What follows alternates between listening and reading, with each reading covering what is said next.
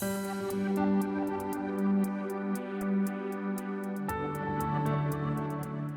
friends, welcome to Kavish IAS, Converting Possibilities into Reality.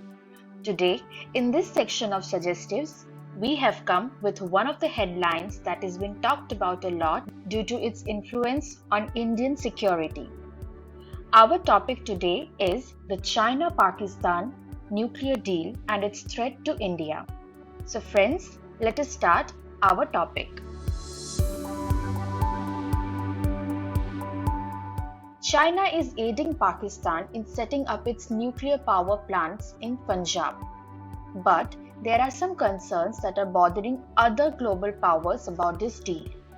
For example, what are Pakistan government's reasons for going ahead with a nuclear power plant with Chinese help?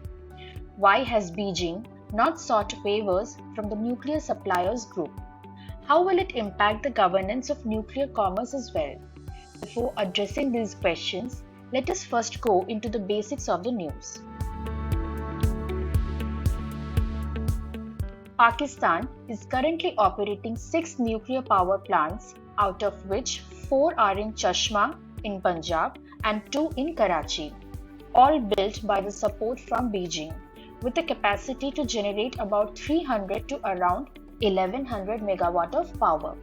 The recent one will be the 5th one at Chashma, hence called the C5 project. This plant will have Hualong 1 receptor from China, which is also planted in the Karachi units as well. Now, the point that raises brows is that why all these power plants have been aided by only China?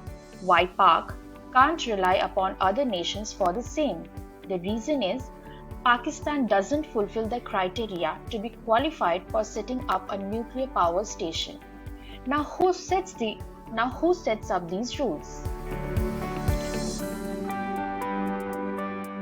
It's NSG, that is Nuclear Suppliers Group. This body governs the nuclear export regime by setting up guidelines for the transfer and collaboration of the nuclear power, which, if not monitored or restricted with stringent instructions, can lead to international massacre. The repercussions then will be lugged by the upcoming generations, which wouldn't mind the borders but would spread across them. This problem is being resolved by NSG. Overall, a total of 48 countries are its participants, and India and Pakistan are not among them. Why is India not a part of NSG? Because NPT defines nuclear weapon states as those that tested their devices before 1967, and India tested for the first time in 1974 in Pokhran. So, as per the definition itself, India cannot be designated as a nuclear weapon state.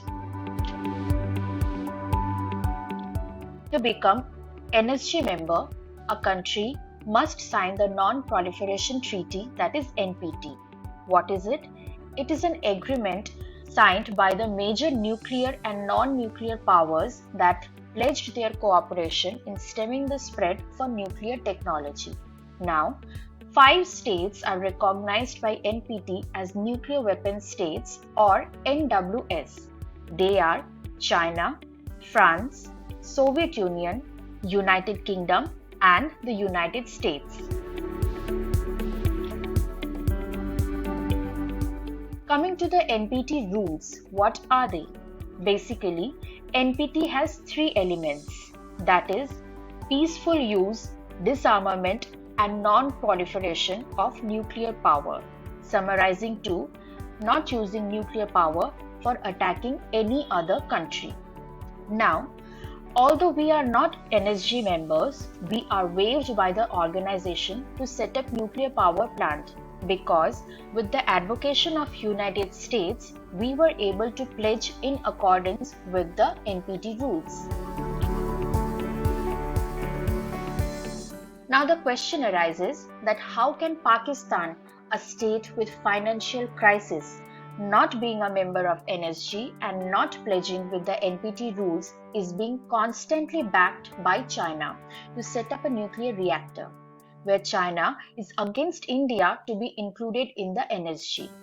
It is because our evident frictions with both the nations.